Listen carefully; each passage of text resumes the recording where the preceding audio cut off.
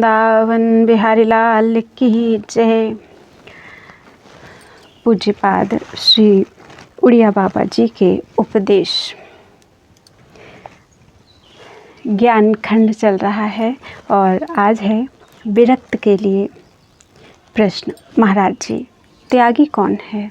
उत्तर, जो परमात्मा में चित्त लगाता है वही त्यागी है। जो काम छोड़कर खाली सोता रहता है उसका नाम त्यागी नहीं है, वह तो आलसी है। प्रश्न। कुछ संत कहा करते हैं कि हम तो अपने प्रारब्धानुसार ही भोग भोगते हैं। यदि ऐसी ही बात है तो दाता को उसके दान का कोई पुण्य होता है या नहीं? उत्तर, ठीक है, महात्मा का भोग तो अवश्य उसके प्रारब्ध के अधीन ही है, परंतु दाता की श्रद्धा तो महात्मा का प्रारब्ध नहीं है। इसलिए अपनी श्रद्धा के प्रभाव से दाता को उसके दान का पुण्य अवश्य होगा। रोटी के सिवा कुछ न मांगे चाहे मर जाए। जितना हो सके तितिक्षा करे, सहन करे। कोई कितना ही दुख दे आनंद पूर्वक सहन करे। संसार से वैराग्य और साधन से प्रेम करे। किसी को औषधि आदि ना बतावे। कितना भी चमत्कार हो अपने लक्ष्य से ना हटे। कामिनी और कांचन का संबंध ना करे। स्त्री और उसके संगियों का त्याग करे। स्त्री को देखते ही ऐसा विचारे कि यह मलमूत्र का थैला है और मन से उसको चीर के देखे।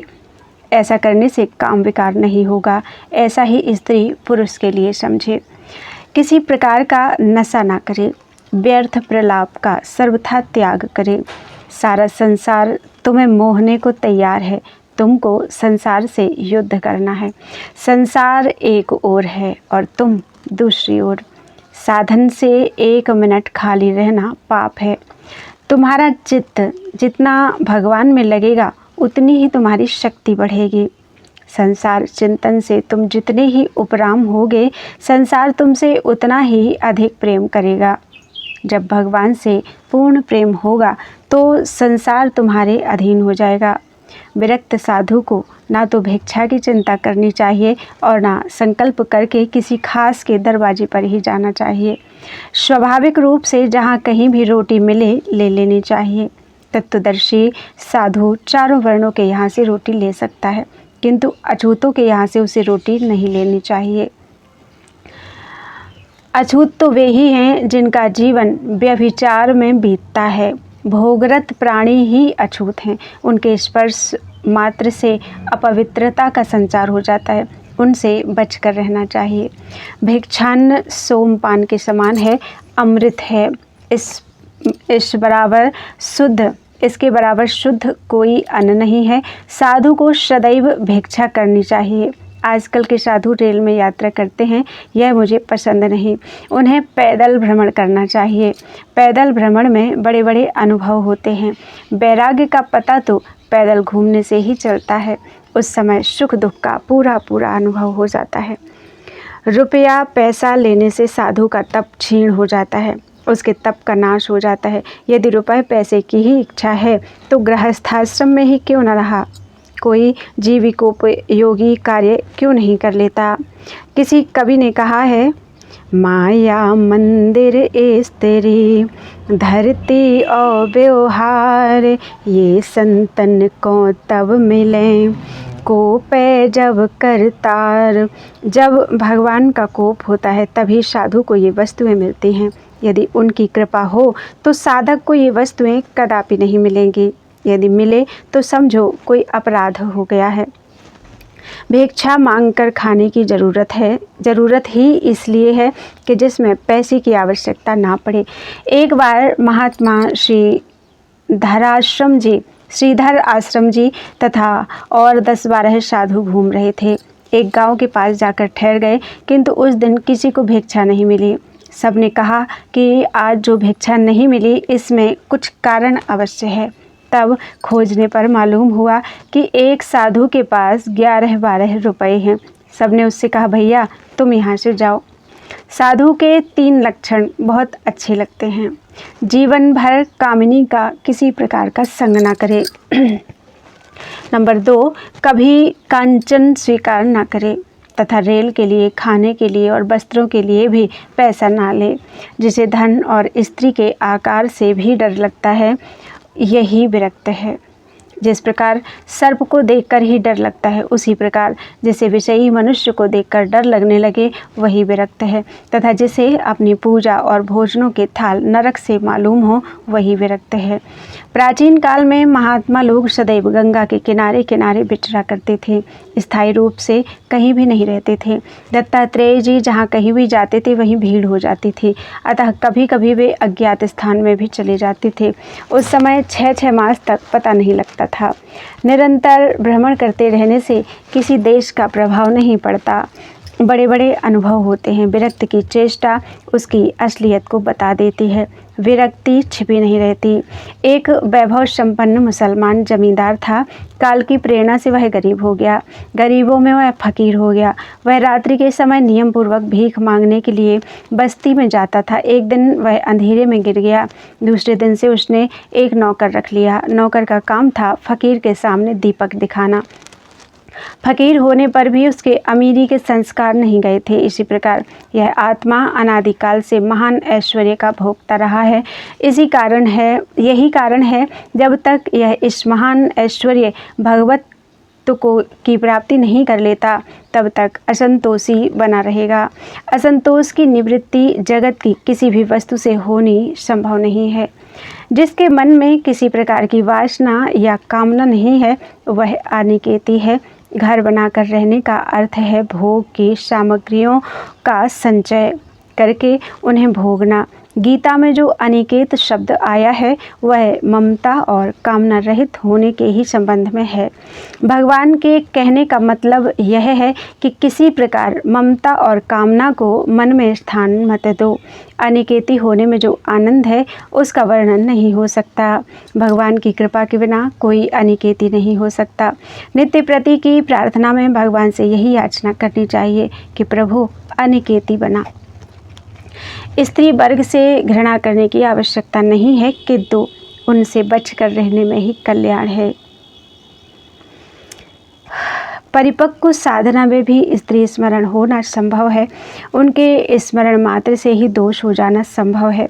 विशेषकर यति जीवन में तो किसी भी स्त्री से भूल कर भी संबंध नहीं रखना चाहिए। मन की यथार्थ अवस्था का परिचय तो स्वप्न में ही होता है। यदि स्वप्न में किसी वस्तु तथा किसी संबंधित मनुष्य के दर्शन होते हैं, तो समझ लेना चाहिए कि वह वस्तु या व्यक्ति मन में भरा हुआ है। बहुत पुरानी बात है, जबकि मैं कर्णवास की एकांत झाड़ी में अभ्यास करता था। एक दिन स्वप्न में देखता हूँ भिक्षा का समय हो गया। मैंने भिक्षा की झोली उठाई, बस्ती में गया। वहाँ एक चमचमाती हुई चांदी की हवेली दिखलाई दी। मैंने ज्यों ही नारायण हरि की आवाज़ देने का विचार किया, त्यों ही हजारों सुंदरियाँ थालों में नाना प्रकार के भोजन लिए मेरे सामने आ गईं और कहने लगीं, बाबा यहीं भोजन कर लो। मैंने कहा, मैं तो एक टुकड़ा लूँगा। स्त्रियों ने आग्रहपूर्वक वहीं भोजन करने को कहा और बोली कि हमारा नियम तो घर पर भोजन कराने का ही है। मैंने कहा, मेरा भी ऐसा नियम ही है कि मैं भिक्षा में एक टुकड़ा से अधिक नहीं लेता और उसे एकांत में ले जाकर मंगलमय श्रीहरि को भोग लगाकर पाता हूँ। इतने में मेरी आँख खुल गई। मन की इस लीला पर बड़ी हंसी आई। पिछली बार ऋषिकेश की यात्रा में मैंने यह अनुभव किया कि जिस प्रकार गृहस्थ लोग बेकार रहने पर राग द्वेष के शिकार होते हैं, उसी प्रकार जो साधु भजन नहीं करते, उनके भीतर भी राग द्वेष घर कर लेते हैं। निठल्ले बैठे रहने पर वे राग द्वेष नहीं करेंगे तो और क्या करेंगे।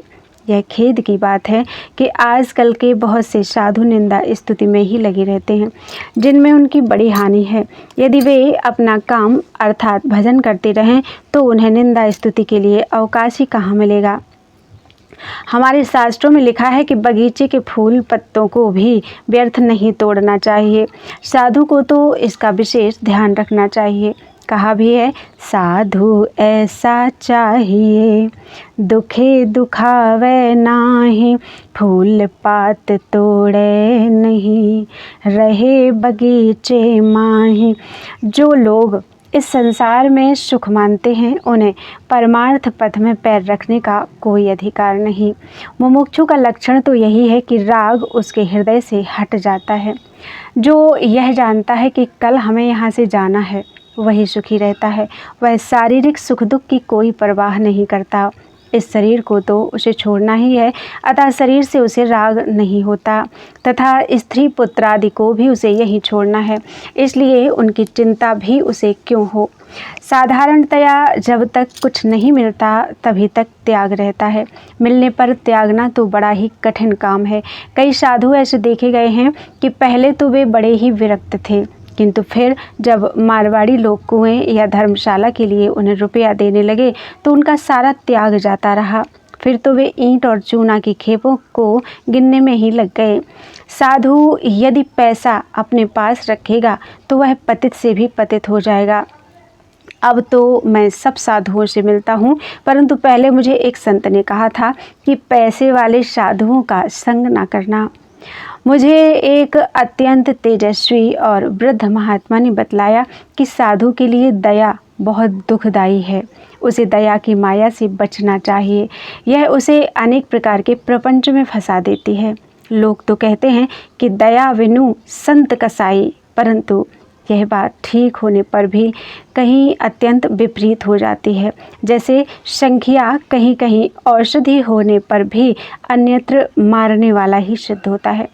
सबसे बड़ा कौन है? जो कुछ नहीं मांगता। बड़े बड़े करोड़पति लखपति क्या हैं? सब मांगते हैं। कोई बेटा मांगता है, कोई पोता मांगता है और कोई धन मांगता है। वास्तव में धनी तो वही है जो कुछ नहीं मांगता, बस केवल राम भजन में लीन रहता है। महात्मा से यदि कोई लड़ाई झगड़ा करे तो महात्मा का बल क्या है? यही कि कमंडल उठाकर चल दे, बदले में लड़ाई झगड़ा ना करे। विरक्ति के लिए कथा का व्यापार करना बुरा है, कथा बाँचकर रुपया कमाना पाप है। वैराग्यवान व्यक्ति में प्रायः अभिमान आ जाता है। जिस समय मुझे वैराग्य चढ़ा हुआ था, मैं हर एक साधु को हीन दृष्टि से देखता था और उसकी निंदा भी करने लगता था, किंतु यह आसुरी संपत्ति है, वास्तविक वैराग्य नहीं। वैराग्य से तो दैवी संपत्ति बढ़नी चाहिए। प्रत्येक व्यक्ति और वस्तु से उदासीनता तथा सहनशीलता ही सच्चा वैराग्य है।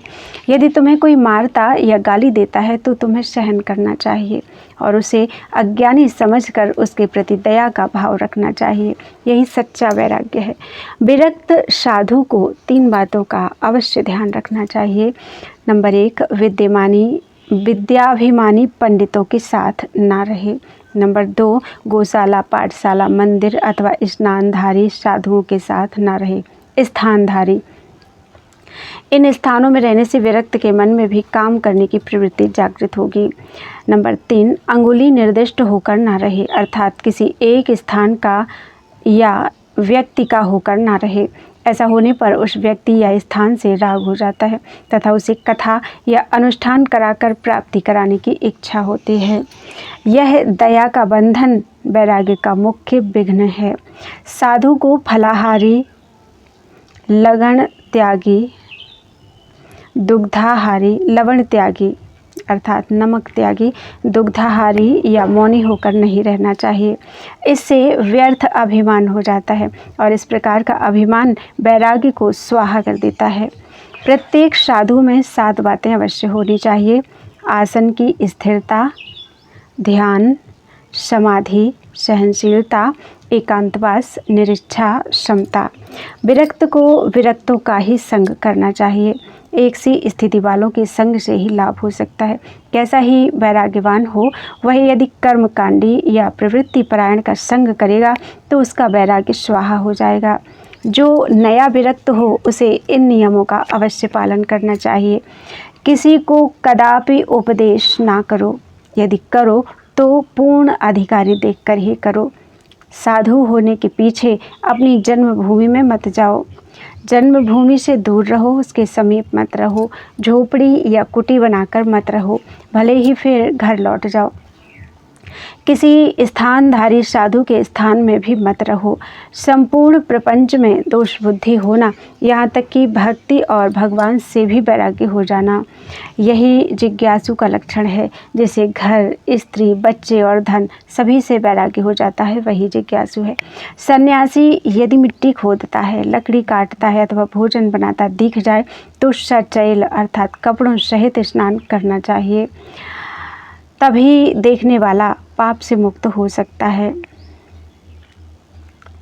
जो वैराग्यवान और सहनशील हो, किसी का अपमान ना करता हो, जितेंद्रिय, सरल हृदय और सत्यवादी हो, किसी विषय में आसक्ति ना रखता हो किंतु व्यवहार में आसक्त जान पड़ता हो, अपनी प्रशंसा ना करता हो, किसी भी प्राणी या शास्त्र की निंदा ना करता हो, समय को व्यर्थ ना खोता हो तथा भगवान के ध्यान में तृप्त हो, वह विरक्त हो सकता है।